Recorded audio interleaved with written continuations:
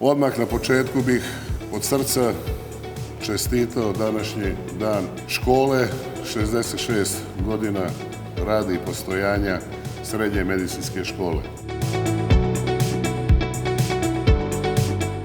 Ova deca mlada koja pohađaju ovu školu odabrala su jedan human i jako odgovoran poziv. Poziv prema kome ja imam jedno veliko poštovanje. Herojska dela medicinskog osoblja Opšte bolnice Subotica i Doma zdravlja Subotica za vreme pandemije COVID-19.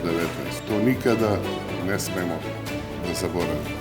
Od 2016. do današnjeg dana u srednjim i osnovnim školama za adaptaciju, rekonstrukciju, opremanje uloženo je 1 milijarda i 90 miliona dinara.